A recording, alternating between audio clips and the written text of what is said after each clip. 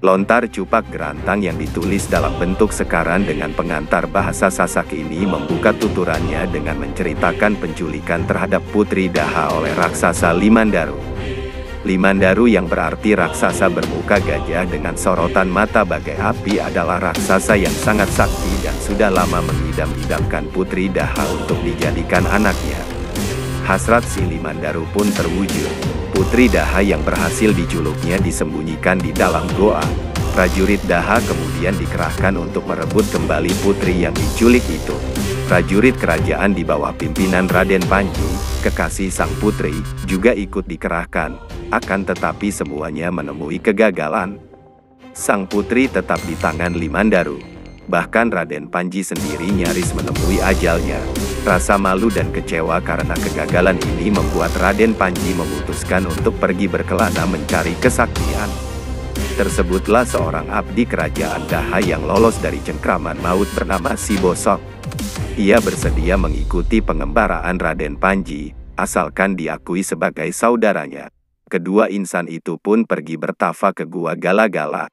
Berkat kekuasaan Tuhan, keduanya menjelma kembali menjadi anak kecil. Si Bosok yang dimandikan di pekuburan keramat diberi nama Raden Cupak. Rupa wajah Raden Cupak sangat seram dengan kepala botak dan perut gendut. Sedangkan Raden Panji yang disucikan di sebuah mata air diberi nama Raden Gurantang yang wujud fisiknya sangat baik, tampan, serta dengan perangai halus dan budi pekerti luhur. Selanjutnya diceritakan Cupak dan Gurantang melakukan pengembaraan. Pada suatu saat mereka bertemu dengan Amak Bangkol dan Inak Bangkol. Mereka mengangkat Raden Kupoak dan Raden Gurantang sebagai anak.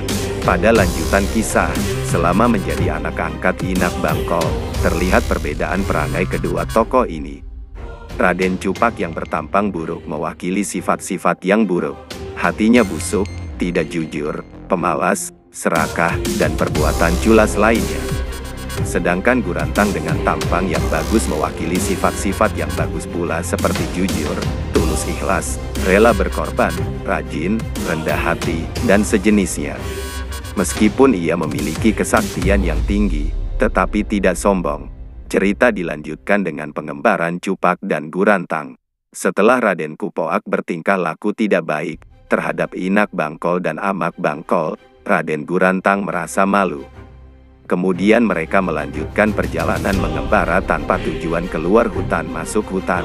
Pada bagian tengah cerita mengisahkan tentang adanya sayembara dalam rangka merebut kembali Putri Daha dari tangan raksasa Limandaru. Kesempatan ini dimanfaatkan oleh Raden Gurantang alias Raden Panji. Ia memang sudah lama bertekad merebut kembali kekasihnya dari tangan Limandaru.